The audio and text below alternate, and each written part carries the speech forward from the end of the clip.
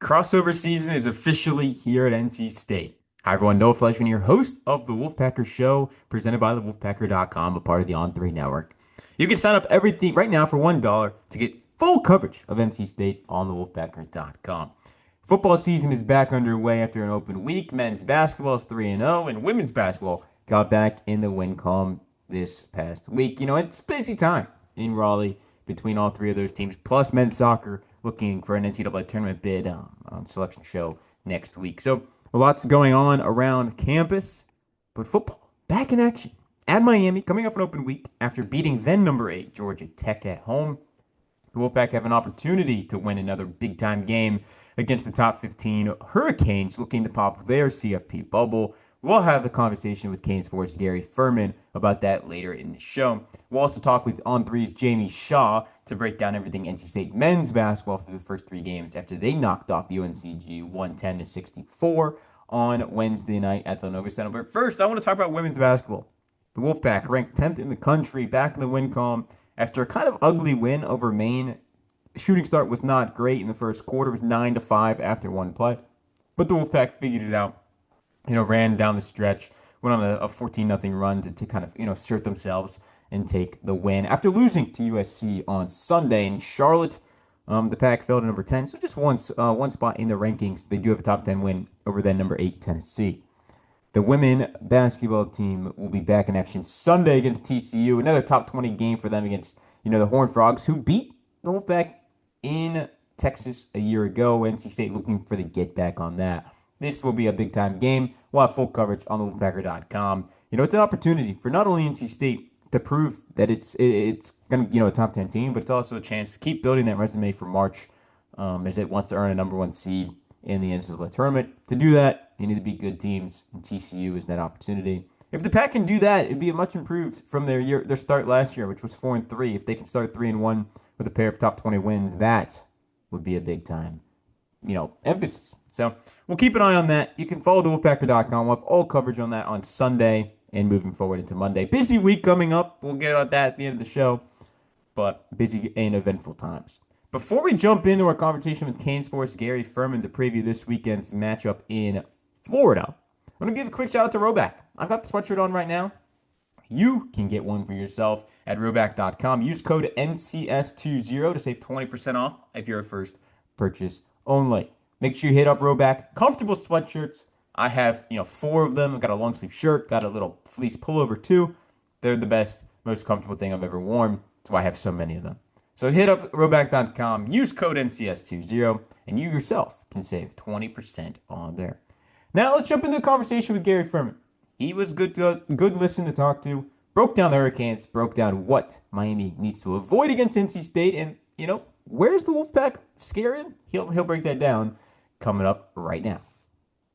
Now we're joined by Kane Sports' Gary Furman. Gary, what's going on? Doing good, man. Doing good. Looking forward to having you guys come in this weekend, and should be a nice weather to greet you, and hopefully it'll be a fun football game. Yes, NC State will leave the cold spell that we've had in North Carolina this week. Get down to Florida this weekend for a trip to Miami. It's last road game of the year.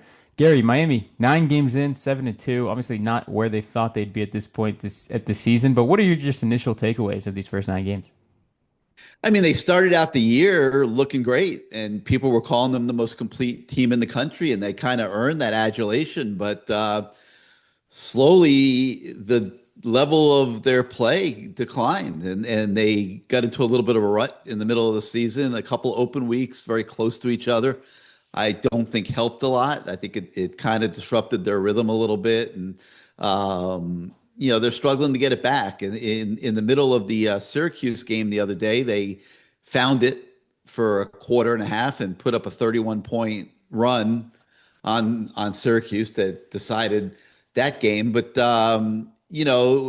it doesn't take a lot to get yourself out of favor with pollsters and voters, and they're on the outside looking in right now of where they thought they would be, which is in contention for the ACC championship and a berth in the college football playoff. And right now, it's going to take a lot for them to get either one of those, and they probably won't get either. So it's a little rough down here in Miami. I'm not going to lie to you. People are a little bit bent out of shape. about how this has gone. Uh, but all they can do now is just win out and see where it takes them at the end. Definitely, yeah. Every game it seems like it's a playoff game for Miami at this point. You lose and everything's done with your third loss. But when you look at this offense, especially Carson Beck came in from Georgia, looked as the kind of to be that franchise quarterback this year. He's looked pretty decent at times. He also has 6 interceptions in those 2 losses. What have you just seen from him through his Miami tenure? I would say a lot of inconsistency. I mean, when he's good, he's been good. When he's been bad, he's been bad. I think the one game where he threw 4 interceptions, he might have been thinking a little bit too much about trying to win the Heisman Trophy that night. It was a primetime game on national television. He was taking shots he shouldn't have taken. The receivers were never open, and he was throwing it into coverage, and it ended up taking them out of that game. Really, I mean, those turnovers. But when he's been good, he's been good, and the Miami passing game has done well. It's just the biggest issue for Miami has been consistency.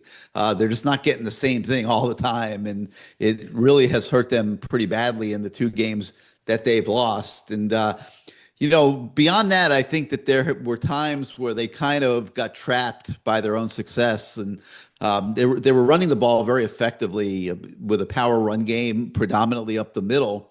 And then as the weeks went by and teams started getting a better scout on what they were doing and started taking some of that away, they maybe stayed a little stubborn for a little too long in trying to go there. And it was putting them in bad down and distance situations, making the offense a little bit too station to station, way too many third downs and even fourth down situations. And when you're getting in third and fourth down all the time, if you're really, really good at it, you're going to convert 60% of the time. If you're not, you're going to convert, 30, 40% of the time, which is what's been happening to Miami. And they've had 40% third down conversions. And that's wasting way too many possessions through the course of the game, which means they're not scoring enough points. So when they go against a decent offensive team like SMU was, like Louisville was, they are susceptible to getting caught. And even though they're probably a better team than both of those teams, they ended up losing those games. How does that apply to this weekend?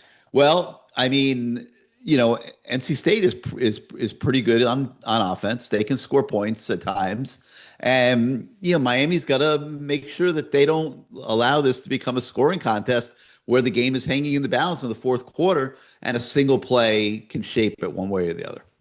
Yeah, I was going to ask you, does that concern you? NC State, 2 weeks ago, coming off an open week, did that with Georgia Tech, was able to go down the field with them the whole game and they ended up winning. Would you get concerned if this turned into a 45-40 game? Of course, because then it's one play late in the fourth quarter that's going to decide the game. And when you're in those situations, you're going to win some of them and you're going to lose some of them. And that's pretty much what's happened with Miami. Even in the games that they won convincingly early in the year, they were allowing the other teams to come back in the second half of those games and make it somewhat close on the scoreboard.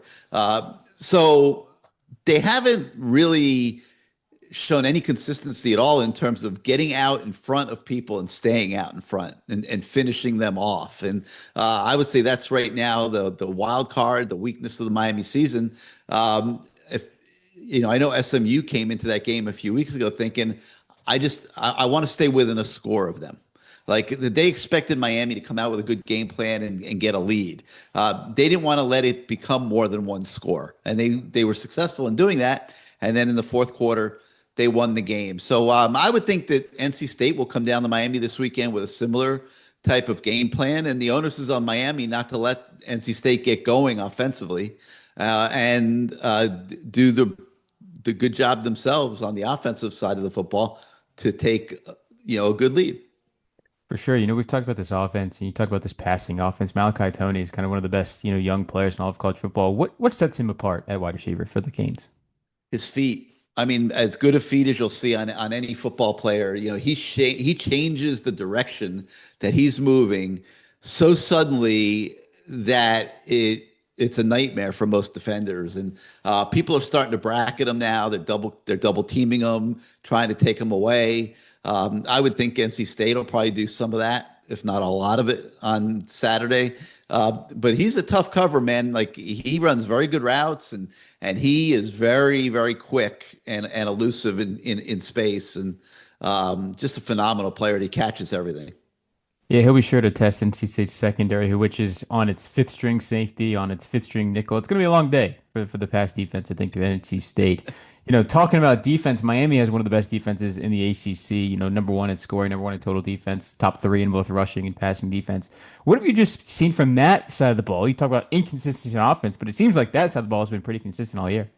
Yeah, for the most part, other than maybe the fourth quarter against Florida State, they've been very, very, very consistent. No question about it. I think they got a little tired up there in Tallahassee in that game, chasing the quarterback around a lot. But yeah, Corey Heatherman's really been a breath of fresh air for the program. He's got a very good scheme, and he's very good at planning for opponents. And they have been consistent. They've played good enough defense to get to where they wanted to go, which is the opposite of what happened last year when they played good offense and didn't play very good defense. But yeah, no, he's done a great job, and Miami is very, very good on defense. Yeah, speaking of the defense, defensive line, Ruben Bain obviously headlines that. What has it just been like seeing those guys up front really win and get after the quarterback? They're very powerful at the point of attack. They're disruptive. They don't get a lot of sacks typically because teams have been getting rid of the ball really quickly. But then in the last game, I think they had against Syracuse, I think they had 7 sacks collectively. So they're without question one of the better, if not the best, defensive line in the ACC, and they're the huge key for this game. They got to get after C.J. Bailey. They can't let him just sit back there in the pocket and deliver the football to his playmakers, which NC State does have a few. And, the harder they make it for CJ Bailey, the more likely Miami's going to be happy with the result in the end. And they know this going in, and I think they're going to go after the quarterback pretty well. Yeah, for sure. This is a homecoming game for CJ Bailey growing up in Miami. He's excited for this one. Is there any other part of this defense you think that needs to step up when you're playing a quarterback like him who can throw the ball downfield? He can run a little bit too. I mean, obviously the secondary, very important that they stay with their receivers because he'll scramble to buy time. And so you got to have an awareness of that as a defensive back. But that's going to be the key, the pass rush and the pass coverage, no question about it. If they can slow down NC State in those two departments, Miami's going to win convincingly. Definitely. I think this was a 15-point spread last time I checked. Going into this one, Gary, what does Miami need to do well to come out with the win and avoid another hiccup? Just what I just said, man. Yeah. Get after that quarterback and disrupt this NC State offense to the nth degree, and that will pretty much do it, in my opinion. The defense is not so great, and Miami's offense should be able to score points in this game. So it's all about keeping NC State out of big plays. For sure. And the last thing before we wrap things up, what are the vibes around Mario Cristobal? I know they started off hot, with the win over Notre Dame, kind of coming cold down now. I think it depends on the week. If the Canes are winning, they're good. If the Canes are losing, they're all over Mario Cristobal. And you got to feel for him. Mario's running a really good program, and they've built a really good foundation at Miami. And I'm sure it's very frustrating that they've blown these games, but a lot of people in the middle, I started hearing it at Florida State and stuff. It was like, when is Mario going to screw up? When is Mario going to screw this up? Which may or may not really be the case, but this is the perception that's out there. Is Miami's never going to get to the finish line, and then when they actually lose a couple games, it's just like, oh man, it's like now all those people are proven right. And I feel a little bit for Mario in that regard because he is running a very good program. They recruit well. They got a really good infrastructure. The support of the university that they have is unbelievable. And it's all inspired by him. So he's done a lot of really good things at Miami. But you can't be losing, a few games a year every year in the ACC and end up on the outside looking in. I mean, people get frustrated. Yeah, we'll see what happens this weekend down in Florida. Gary, where can people find you guys' work at Kingsport? Oh man, just come to canesport.com. The Miami site on the On3 network, and we're at Canesport on Twitter. And the more the merrier, man. If you're a Miami fan, you got to be a subscriber to our site. So come on over. Definitely. Well, it's going to be good to see you in the warm weather this weekend. I appreciate you joining us. Yes, sir. All righty, good being with you. Special thanks to Gary for hopping on the show. NC State football, as I said, they're going down to Miami, have a chance to pull an upset. They are a 2-touchdown underdog going down there which is not great. But as many in the NC State circles talk about, the law of the wolf is a real thing. NC State was doubted against Georgia Tech without its two top offensive weapons in Justin Jolie and Hollywood Smothers, came out there and won the game. So now, with the hope of getting at least one or maybe both of them back at Miami after the open date, what can happen here? I'm going to make a prediction.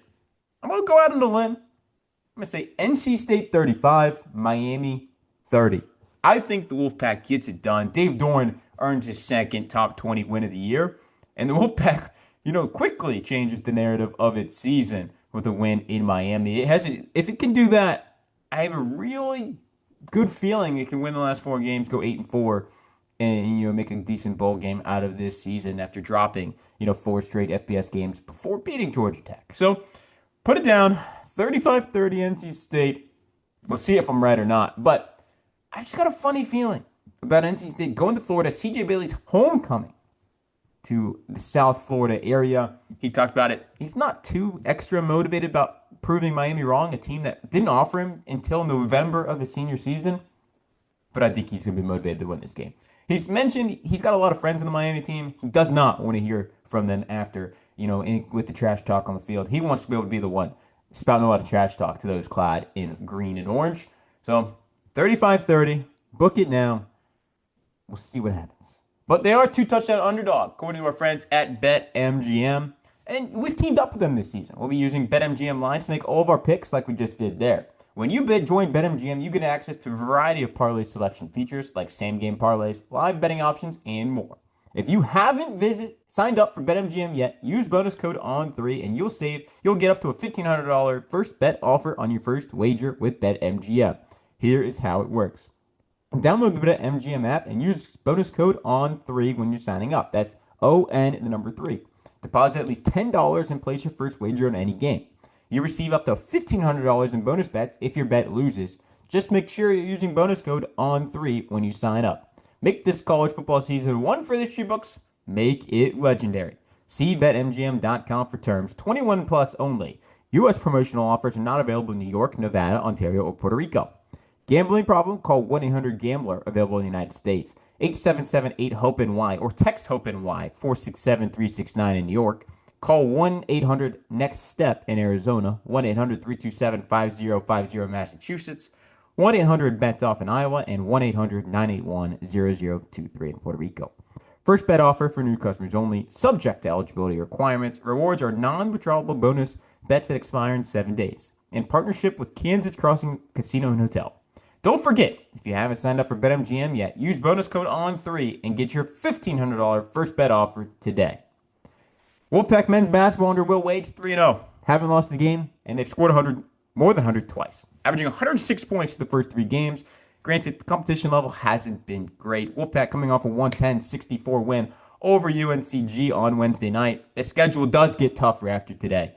On Monday night, VCU enters the Lenovo Center, Will Wade's former stomping grounds, for 6 years between his time as an assistant under Shaka Smart and 2 years as a head coach there, where he took the team to the NCAA tournament twice. He is the last coach to win an NCAA tournament game there, where he did it in 2017. They've made it a bunch since, haven't won. Coming from a graduate of the university, I can tell you first, he did a pretty good job, and now he'll have a chance to play them in Raleigh. NC State will make a return trip to Richmond next season as a part of Home and Home.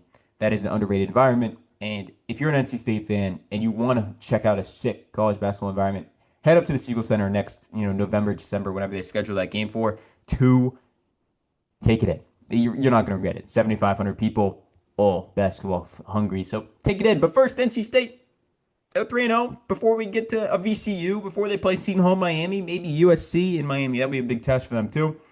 We're going to talk with Jamie Shaw to break down everything that he's seen for the past three games, including Darian Williams, ACC Player of the Year, preseason. Well, he's making a case for ACC Player of the Year postseason, too, through his first three games.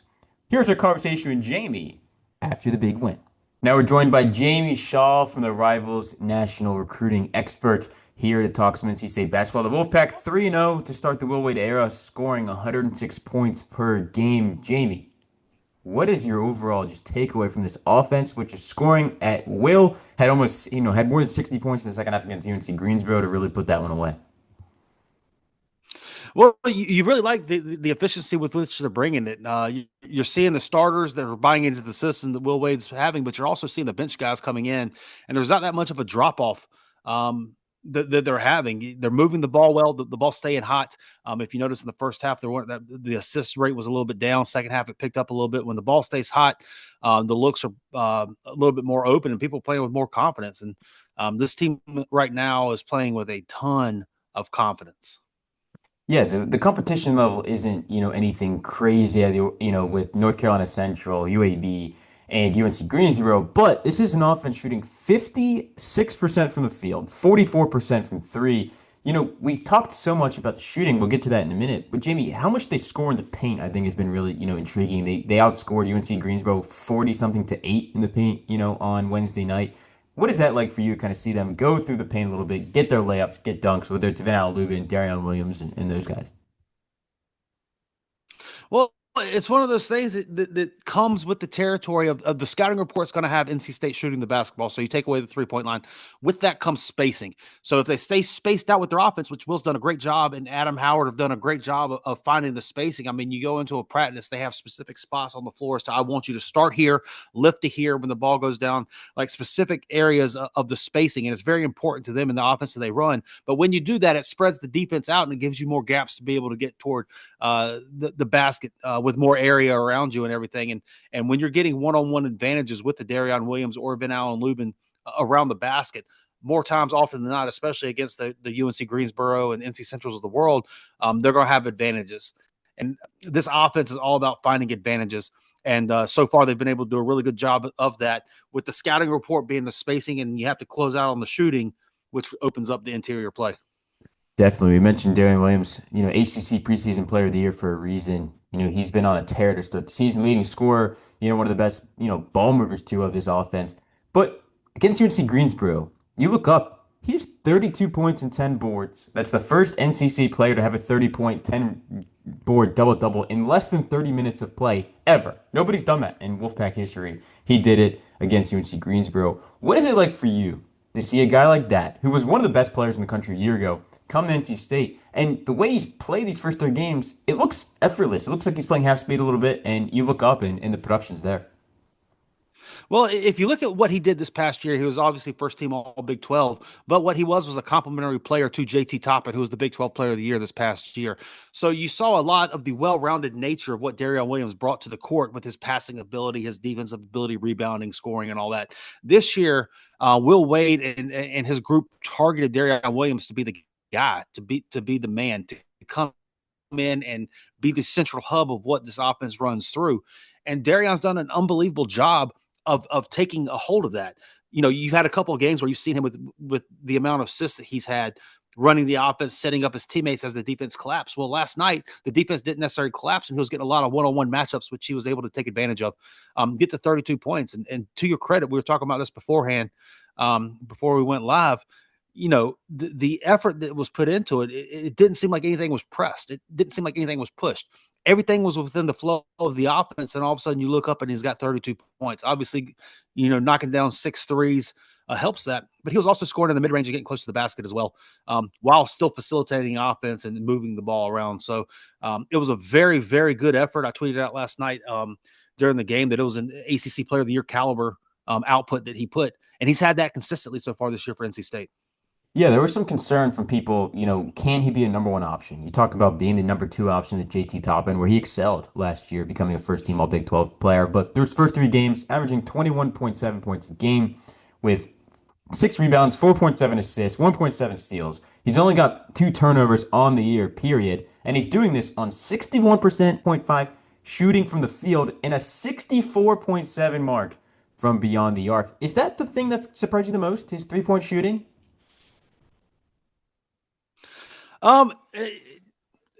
Yes and no. It's obviously a huge step up from this past year, but when he was at Texas Tech, he wasn't a dreadful 3-point shooter. I think this offense is predicated around, again, spacing. And when you have spacing like that, it gives you a lot of one-on-one matchups all over the court. We talked about the one-on-one matchups you get in the paint, but also the spacing as well gets you one-on-one matchups on the perimeter as well. So the ball staying hot, I think, is the key. We talked about that a little bit earlier, too. It was a little bit stale in the first half. The ball staying hot in the second half last night opens up good looks. And keep it moving, one more, and you get an open look at the basket. Darion Williams has been making the open looks that he's been getting this year so far, and he's doing it with a lot of confidence. Yeah, last year he only had one double-digit rebounding game. Puts one up yesterday. He talks about when they rebound the ball more. It's going to help, with his offense. But switching gears, we've talked about spacing and knocking down threes. Paul McNeil has done that at a crazy clip so far this season. When you look at his numbers, shooting 46.4% from three, averaging 20.3 points a game, career high 27 against Greensboro. You've seen him play a lot in high school. He could score like this. But did it surprise you that after last year, not playing a lot, not having a lot of confidence because of that, did it surprise you he's kind of jumped in really quick and become one of the best shooters, on this team? I don't think the confidence isn't necessarily the thing, but I think the step that he's taken has been very notable. He's coming in and he's playing with a ton of confidence. It seems that Will Wade has really instilled the confidence in him to take the shots. Obviously, he is taking a step as a shooter. He was a scorer in high school, able to shoot the ball and everything, but he was more of a scorer. He was more able to a little bit more loosely dribble into some shots and maybe take some errant shots. Now he's streamlined his game and learned his spots on the court. Within the flow of the offense, these are the shots, Paul, that you're going to get throughout the course of the game. And he has worked, you can tell, on getting to those spots and what his shot looks like, those spots, the balance points and the footwork and getting to those spots as well. So it seems that every shot he's taking, his feet and body are underneath him, and he's hitting his balance points throughout the shot load and into his release. So there's a ton of confidence that Paul's playing with right now. And Noah, to your point here, there's a real opportunity for Paul to step into some pretty significant stuff with his role and his confidence on his team. Now he's got to continue the confidence, got to continue to do it against these teams, these caliber teams, and stay consistent with the outputs. But as a 6'6", maybe 6'7" shooter with this kind of length, if he's able to continue at the 44% clip at the volume that he's putting it at, there's a lot of value in that. And two, last night, he's not just a shooter. He showed some time with sloppy closeout, straight line drive, and finishing at the basket. He showed some defensive acumen, and he got on the boards. He was defensive rebounding, ending possessions as well. So as he continues to be the threat of the shooter and expanding his game, Paul McNeil has taken a real step this season, and I'm very intrigued to see the consistency that he brings with that moving forward, because there's real opportunity there to open some eyes. Yeah, 5 rebounds on that end. It's something you like to see from a guard at his spot, the shooting guard spot. But the thing I think that stuck out the most, 16 shots. That's the second most on the team last night. 13 of them coming beyond the arc. He's got the ultimate green light, it seems. I mean, Will wants this team to shoot 30, 35 threes a game, and most of them, it looks like, going to come from these two players, Paul and Darian. Yeah, for sure. It's good. They're at the top of the scouting report, and we'll see how they continue to progress in that way, and we'll see if other guys are able to step up and bite into that if Darion or Paul's being covered or whatnot, and how they play off of it. And obviously, this is new. This is a new system. New players knew that for everything. But what they're doing is they're putting their stuff on film. Now their stuff's on film. It's going to be scouted for. So I'm eager to see as to kind of once these teams are being scouted for and they get into the conference play and all that type of stuff, how they counter and what that looks like as well. So long season ahead, but the early returns, these two guys are really taking a step. Step up in competition coming up next with VCU on Monday night. Then they go to Maui, play Seton Hall. Could see USC in the second game. So we'll learn a lot about this team, I think, over the next 3 to 5 games. Auburn looms in a couple weeks as well. But before we get out of here, Jamie, NC State, last time we talked, had just, was going into a visit with Duron Rippey Jr., one of the best players in the 2026 class. Left his official visit, the last one, I think with pretty high returns. What are you hearing on that front with the number 5 player in the country? Well, it sounds like the last that I heard, obviously everything can be fluid. And schools are wanting Deron Rippey to commit during the early signing period, get it over with, and move on down the road. It sounds like the game plan, though, is to wait until a little bit later. He's been adamant that he wants to watch teams play. Obviously, we're 2-3 games in, 4 games in, maybe at the most with these teams now. So being able to watch a little bit more of it play, obviously a player that's a number 5 in the country, number 2 point guard overall, teams aren't going to drop you if you don't sign early. So there's going to be leverage created. It sounds like coming out of this visit, NC State has some confidence. NC State had some momentum coming in. They have some confidence coming out. Obviously, you still have Duke involved. Obviously, you still have Tennessee involved with the process as well. So, it looks like it's lining up to be a dogfight. The expectation is, while still trying to get him to close early, the expectation, it would not be surprising to see him actually string it out a little bit longer into the late period after this November 19th day comes and ends the early signing period. But, NC State put their best foot forward, and they do have a little bit of confidence coming out, and, just got to hold on. Yeah, NC State has the number 20 class in the Rivals industry rankings during the early signing period. We'll see if they can go up. I mean, if they land him, you're gonna shoot up the rankings. But Jamie, I appreciate you hopping on. Appreciate you coming back for some more NC State basketball talk. No, it's been awesome, man. Continue killing the game. Guys, if you're not subscribing, please go ahead and subscribe, because the stuff that Noah and JC puts out on the daily is absolutely off the charts on getting an inside look at the NC State athletics department as a whole. But now it's probably no more fun time to be an NC State Wolfpack basketball fan than now.